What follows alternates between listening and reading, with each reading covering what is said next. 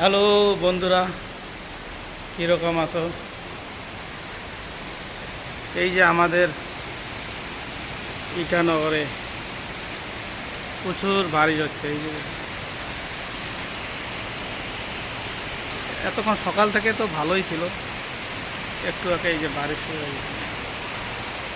প্রচুর মানে প্রচুর বারিশ, বলা যায় না। এই বারিশের জন্য আজকাল কাজ কামাইও বহুত ঝামেলা। কারণ কি, কাজ করতে গেলে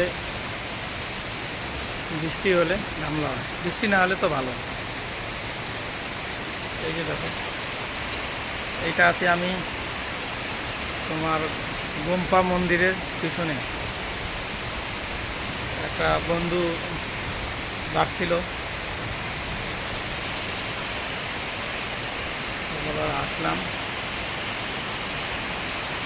এই যে দেখো, একদম বহুত বড়িয়া।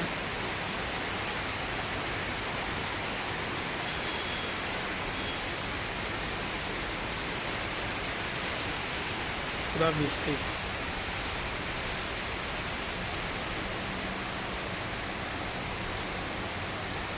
প্রচুর বৃষ্টি।